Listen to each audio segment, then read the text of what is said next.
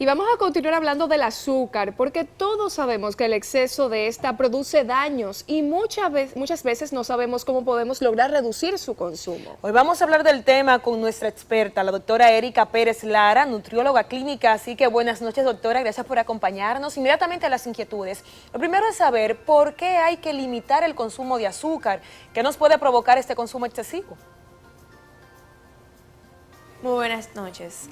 Saben que muchas veces nos preocupa subir el azúcar solamente por un tema de peso, solamente pensando en que la abundancia o la gran cantidad de calorías que contienen los alimentos altos en azúcar, pues nos van a llevar a un aumento de peso.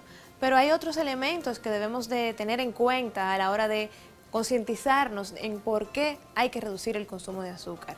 Recordemos la diabetes mellitus. La diabetes mellitus es una condición en la cual no producimos suficiente insulina y por eso es necesario limitar el consumo de azúcar. No en este momento, piense también a largo plazo, cuando realmente aumenta la enfermedad metabólica, como es en este caso.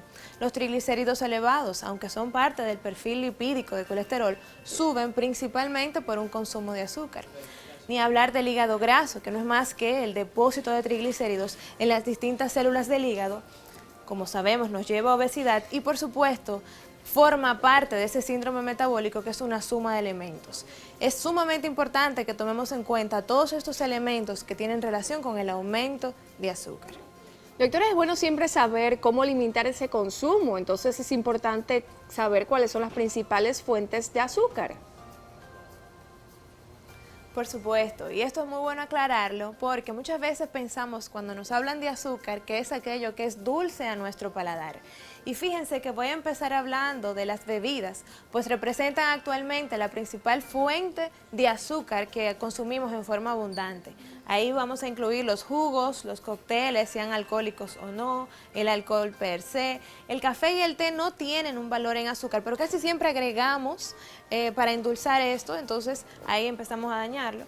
Sodas, refrescos y por supuesto el té helado. Muchas veces las personas consumen principalmente pensando en este tiempo de calor, aumenta la ingesta de bebida y es muy importante tomar en cuenta no consumir este tipo de bebidas azucaradas e inclinarnos más hacia el agua natural. Las frutas, muchas veces entendemos que las frutas son naturales y lo son verdaderamente, pero tienen azúcar en su contenido. Las frutas son principalmente carbohidratos y es por ello que tenemos que tener en cuenta la cantidad. Las harinas, recuerden, las harinas no son dulces necesariamente al paladar, cuando las comemos como panes, pastas, en pasteles, en esa versión también contienen principalmente azúcares, porque hablamos de azúcar para especificar aquella partícula glucosa que es lo que se eleva en el cuerpo y representa lo que queremos limitar en sangre.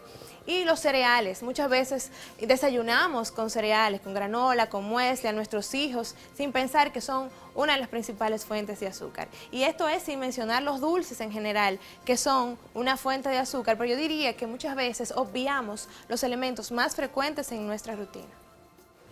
Bueno, doctora, en la práctica del día a día, que ahí está lo difícil, ¿cómo podemos reducir el consumo de azúcar en nuestra dieta diaria? Muy bien, pues una vez nosotros identificamos todos estos elementos, entonces pensamos, pero doctora, usted ha dicho todo lo que yo consumo diariamente que tiene azúcar, ¿cómo yo ahora voy a hacer una reducción sin sentir que estoy sintiendo hambre o que no puedo satisfacer las necesidades diarias por la gran restricción de la que usted ha hablado? Bueno, hablemos de que a la hora de incluir panes, a la hora de incluir algún cereal, introduzcamos los integrales. Y no porque tengan menos azúcar, sino porque tendrán un mayor aporte de fibra. Y esto es un tipo de carbohidrato, vamos a decir, más aprovechable para el organismo. Pero siempre teniendo en cuenta la porción, por eso lo colocamos en rojo, para que al hacer la sustitución por un pan blanco a un pan integral, no pensamos que podemos duplicar la cantidad de integral, pues son iguales en calorías principalmente. También leamos las etiquetas nutricionales, fijémonos si tiene jarabe de maíz, si tiene azúcar morena de forma adicional, si tiene azúcar añadida y de esa forma podemos ir limitando pues la ingesta de estos carbohidratos. No agregar azúcar extra a ninguna bebida, no lo agrega al café, no le agrega al té, no le agrega a los jugos y de esa forma podrá poco a poco ir limitando ese exceso de azúcar que usted consume. Y por último también, en cuanto a las bebidas, evite el consumo de jugos, el consumo de refrescos y bebidas azucaradas. Recuerde que las frutas son una porción de azúcar también, que debemos de cuidar la porción. Son saludables, deseo realmente que la consuma diariamente, pero vigile la porción. Cuando estamos en tiempo de mango, probablemente pueda, pues, vamos a decir que exagerar en la ingesta, y esto va a tener mucho que ver con el peso y la alteración en sus perfiles metabólicos. Una tarea que debemos analizar y hacerlos todos, ¿no? Ay, sí. Si usted quiere comunicarse con la doctora Erika Pérez, pues aquí ponemos las vías a su disposición. Comuníquese con ella al 809-566-8000 para una consulta. Escríbale a través de su usuario en redes sociales, doctora.ericapérezl, y también a través del correo ericapereznutricion@gmail.com.